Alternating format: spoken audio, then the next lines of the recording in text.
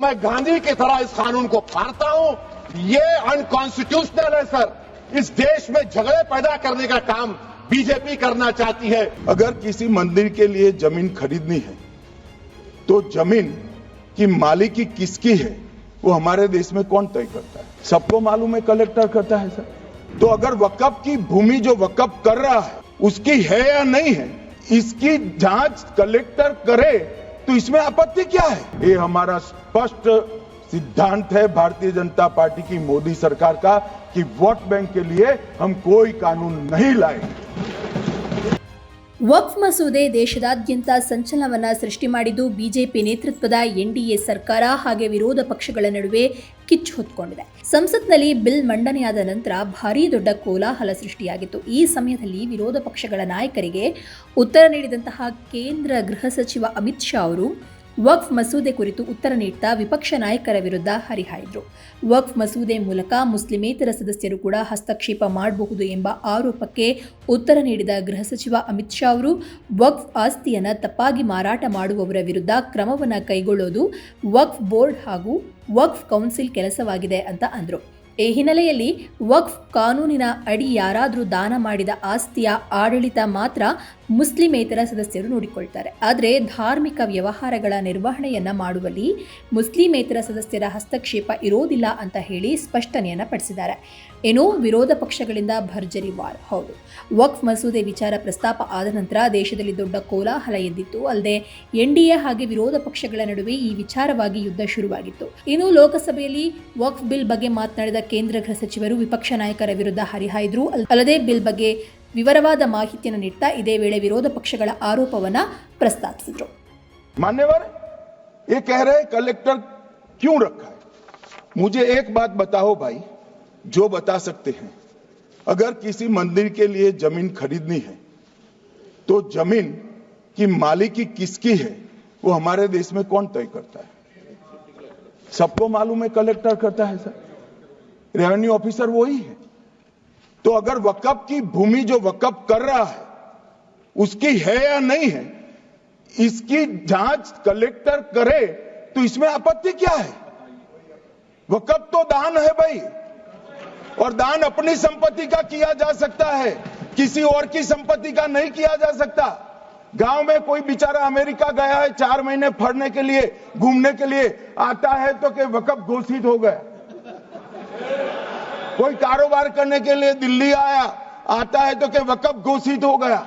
अरे ऐसे नहीं होता भाई, कलेक्टर को पूछना पड़ेगा सरकारी संपत्ति है या नहीं है, इसकी जांच करनी चाहिए या नहीं करनी चाहिए। ढेर सारे मंदिर बनते हैं, बने भी है, बनेंगे भी। ढेर सारे चर्च बने हैं, गुरुद्वारे बने हैं, सरकारी संपत्ति पर बन सकते हैं क्या? नहीं बन सकते मान्यवर। जहां वक्फ की घोषणा होती है वो भूमि सरकारी है या नहीं है वो सत्यापित करना ही चाहिए, और कलेक्टर के अलावे इसको कोई सत्यापित नहीं।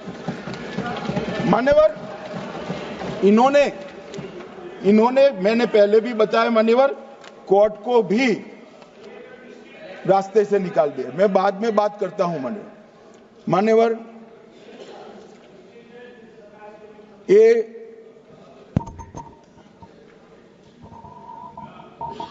मान्यवर एक उपयोग के आधार पर वक्त की समाप्ति। मान्यवर ये कह रहे हैं कि सैकड़ों सालों से वहां प्रैक्टिस है।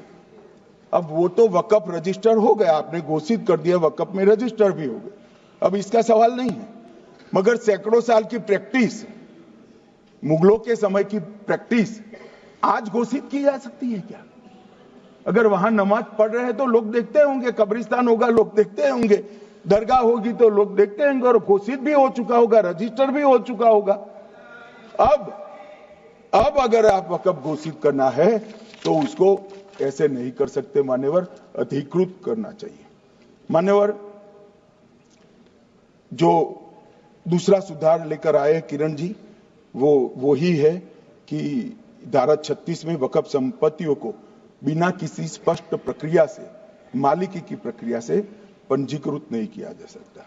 मान्यवर, अपील का प्रावधान वर्तमान में अधिनियम में ट्रिब्यूनल के निर्णय के खिलाफ अपील करने का कोई प्रावधान नहीं है।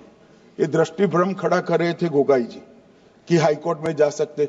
हाईकोर्ट में सिविल सूट नहीं जा सकता, रीट के अधिकारों का उपयोग कर हाईकोर्ट में जा सकते।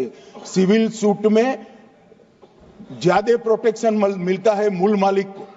आपने सिविल सूट को खत्म कर दिया था। रीट के जुडिक्शन बहुत सीमित है, हम सब जानते हैं कि ये सीमित कर दिया गया था, आप भी जानते हो, मगर आपको वोट बैंक चाहिए। मान्यवर, ये हमारा स्पष्ट सिद्धांत है भारतीय जनता पार्टी की, मोदी सरकार का, कि वोट बैंक के लिए हम कोई कानून नहीं लाए। कानून न्याय के लिए होता है, कानून लोगों के कल्याण के लिए होता है। ಇನ್ನು ಸ್ನೇಹಿತರೆ, ಎಐಎಂಐಎಂ ಅಧ್ಯಕ್ಷ ಮತ್ತು ಹೈದರಾಬಾದ್ ಸಂಸದ ಅಸಾದುದ್ದೀನ್ ಓವೈಸಿ ನಿನ್ನೆ ರಾತ್ರಿ ಲೋಕಸಭೆಯಲ್ಲಿ ವಕ್ಫ್ ತಿದ್ದುಪಡಿ ಮಸೂದೆ 2025ರ ಕರಡಿನ ಪ್ರತಿಯನ್ನು ಹರಿದು ಪ್ರತಿಭಟಿಸಿದರು. ಇನ್ನು ಸದನದಲ್ಲಿ ಮಸೂದೆಯ ಮೇಲಿನ ಚರ್ಚೆಯಲ್ಲಿ ಭಾಗವಹಿಸಿದ ಓವೈಸಿ, ಇದು ಭಾರತದ ನಂಬಿಕೆಯ ಮೇಲಿನ ದಾಳಿಯಾಗಿದ್ದು ಮುಸ್ಲಿಮರನ್ನು ಅವಮಾನಿಸಲಿಕ್ಕೆ ಇದನ್ನು ತರಲಾಗಿದೆ ಅನ್ನುವಂತಹ ಆಕ್ರೋಶವನ್ನು ವ್ಯಕ್ತಪಡಿಸಿದರು. ಅಲ್ಲದೆ ಈ ಮಸೂದೆಯನ್ನು ತರುವ ಮೂಲಕ ಪ್ರಧಾನಿ ನರೇಂದ್ರ ಮೋದಿ ದೇಶದ ಅತಿದೊಡ್ಡ ಅಲ್ಪಸಂಖ್ಯಾತ ಗುಂಪಿನ ವಿರುದ್ಧ ಯುದ್ಧವನ್ನು ಘೋಷಿಸಿದ್ದಾರೆ ಅಂತ ಹೇಳಿ ಕಿಡಿಕಾರಿದರು. मैं ये वक्फ तरमीमी बिल की मुखालिफत में खड़ा हुआ हूं। किसी एक शायर ने बड़ा अच्छा कहा था, जब भी ज़मीर और ज़र्फ का सौदा हो दोस्तों, जब भी ज़मीर और ज़र्फ का सौदा हो दोस्तों, कायम रहो हुसैन के इनकार की तरह।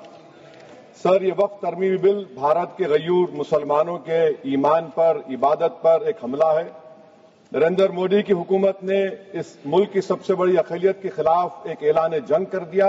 ये जो कानून बन रहा है ना सर, ये आर्टिकल 26 इसका सोर्स है, और आर्टिकल 26 जब इसका सोर्स है तो आर्टिकल 26 का ABCD क्या कहता है कि रिलीजियस डिनोमिनेशन को अपने मजहब के अफेयर्स खुद चलाना, मूवेबल इमूवेबल प्रॉपर्टी को लेना और एडमिनिस्टर करना।